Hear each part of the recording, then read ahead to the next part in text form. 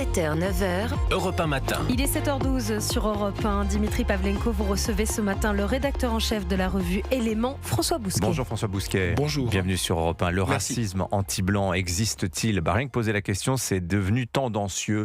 Vous publiez ces jours-ci, François Bousquet, votre second livre en quelques mois sur le sujet. J'en donne le titre, Un sale blanc, le racisme qu'on ne veut pas voir. Alors c'est une collection de témoignages accablants de racisme vécu par des tout blancs, tout moches, aurait pu dire Jean-Luc Mélenchon. Alors il y a parfois des témoignages qui remontent à certains pour il y a des décennies, preuve que ça n'est pas nouveau tout ça. Alors ce racisme anti-blanc, c'est pourtant le tabou des tabous, écrivez-vous François Bousquet. Tout le monde sait, personne n'en parle. Pourquoi ? Oui, on n'a pas le droit d'en parler parce qu'on touche à l'interdit. L'interdit ethnique, la preuve en est, c'est que les sondages parlent de perçus comme blancs. Vous n'êtes pas perçu comme un homme, vous êtes un homme, vous êtes un blanc, vous êtes un noir. Ce sont des représentations sociales, il n'y a aucun jugement de valeur derrière. Perçu comme blanc, je précise, c'est l'expression qui est employée par l'IFOP, dans son sondage de la semaine dernière. Voilà, mais par tous les statisticiens, démographes et sondeurs, parce qu'on ne s'approche pas sans terreur de ces questions-là, on s'en approche à reculons, parce qu'elles sont entourées par une aura sulfureuse, c'est l'aura de l'interdit. Et donc les témoins ont beaucoup de mal à parler. Moi j'ai beaucoup de mal à les faire parler, parce qu'ils avancent, ils sont tétanisés par ces termes-là. Et ce sont des témoignages qui sont vieux d'un demi-siècle, donc c'est un problème qui est très très lourd, qu'on a mis sous le tapis. Moi je compare le racisme anti-blanc à la lettre volée d'Edgar Allan Poe, on l'a sous les yeux, on ne veut pas la voir, mais on l'a sous les yeux. Or, c'est le cadavre dans le placard depuis un demi-siècle, et le sondage de l'IFOP est une claque, parce que tout d'un coup, on se rend compte qu'il y a des ordres de grandeur. 39% des Français, selon l'IFOP, 39% des Blancs, des perçus comme Blancs, déclarent avoir été victimes de racisme. Ça a l'air rien de 39% par rapport aux 80% des Noirs ou des Arabes. Mais ça fait 20 millions de Français, donc c'est colossal. C'est un continent qui est interdit. Pour moi ça relève d'une formule que j'appelle la loi des 3D. Oui. La loi des 3D, c'est-à-dire le déni. Le racisme anti-blanc n'existe pas. Le délit, si vous le dites, c'est judiciarisable. Donc vous allez au tribunal, c'est l'inversion accusatoire que vous pointiez. Si vous dites que vous avez été victime de racisme anti-blanc, vous êtes présumé être d'extrême droite. Et le troisième D, c'est le délire. On a créé un univers alternatif, parallèle, la post-vérité en réalité. La post-vérité, ça n'est pas seulement Donald Trump, c'est l'idée que le racisme anti-blanc n'existe pas. Alors vous dites que ce racisme anti-blanc, il touche toutes les classes d'âge, toutes les classes sociales, mais il se donne à voir particulièrement dans les univers adolescents, la cour d'école, le terrain de foot, la rue, etc. Ouais. Oui, je vous le confirme. Il y a eu beaucoup de polémiques avec Pierre Ménez sur les stades municipaux. Aussi en Espagne ou en Italie, les cris de singe descendent des tribunes. Le racisme en France, c'est une émanation toxique qui sort des terrains de football communaux, municipaux, le samedi et le dimanche. Moi, ça fait 50 ans que les gens me disent, moi, il y a 50 ans, je ne pouvais pas jouer au football. Ce sont singulièrement, en effet, les univers adolescents. Pourquoi les univers adolescents ? Parce qu'ils sont désinhibés. Oui. Nous, adultes, avons un surmoi qui nous interdit de faire certaines choses, pas à 13, 14, 15 ans, où il y a des rapports de force, où il y a ce que Christophe Guilluy, le sociologue Guilluy, appelle une guerre des yeux.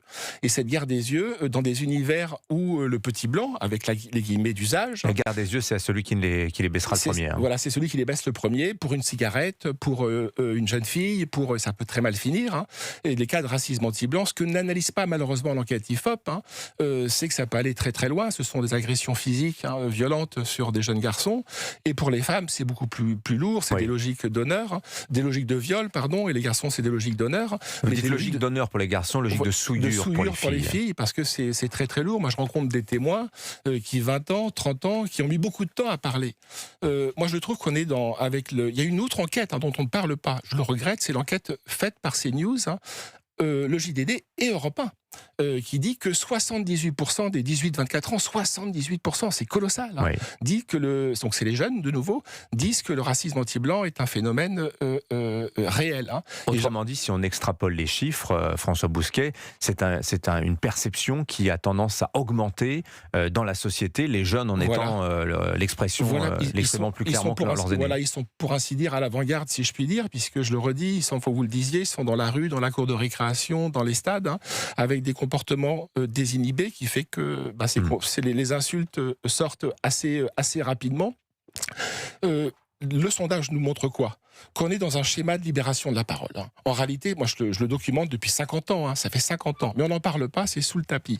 Et le sondage IFOP nous montre, s'il y a 39% de blancs qui disent avoir été victimes de racisme, 43% de blancs, c'est surréaliste, qui décident de changer de chemin. Oui. Les stratégies d'évitement pour les femmes sont encore plus grandes, c'est une perte de temps, c'est une perte d'argent, vous prenez Uber ou le taxi au lieu de prendre le métro, etc. Donc c'est un phénomène très ancien, et tout d'un coup, comme pour MeToo, il y a une libération de la parole. Oui. On n'en parle pas, et tout d'un coup, pouf. C'est intéressant ce que vous dites sur le taxi plutôt que le métro. La réponse spontanée à ce racisme anti-blanc, écrivez-vous François Bousquet, c'est le séparatisme physique et social. Et vous parlez de gestes barrières culturels qui se sont mis en place dans la société. Voilà, parce que nous trichons. Voilà. Il y a un maximalisme des discours, la mixité, il faut comprendre mixité ethnique quand on parle de mixité. Mais dans les pratiques, c'est l'inverse. C'est la gentrification à gauche, c'est les quartiers protégés à droite, c'est le white flight, donc la fuite des Blancs, c'est-à-dire que c'est le plus grand exode intérieur français en 1980, 90, 2000, quand les classes ouvrières quittent les quartiers populaires des grandes villes, les petites couronnes des grandes villes pour s'installer dans la France pavillonnaire, 15 à 20 millions de gens, c'est colossal. Donc c'est partout le séparatisme. Donc il y a un maximalisme des discours et un laxisme des pratiques. Et dans cet entre-deux, l'hypocrisie, les faux-semblants, Tartuffe. Voilà, ce racisme anti-blanc, est-ce que c'est la brique qui nous manquait pour comprendre aussi le malaise français? En tout cas, on va le creuser avec vous à la lecture de vos 2 ouvrages. François Bousquet, il y avait beaucoup à dire. C'est pour ça 2 livres en un an. Il y avait tellement de témoignages. Alors, le plus ancien, celui qui est paru l'année dernière, Le racisme anti-blanc, l'enquête interdite, à la Nouvelle Librairie. Et donc, Sale Blanc, le racisme qu'on ne veut pas voir. Votre dernier ouvrage qui vient de paraître. Merci beaucoup d'être venu nous en parler, François Bousquet, ce matin sur l'antenne d'Europe 1. Bonne journée à vous.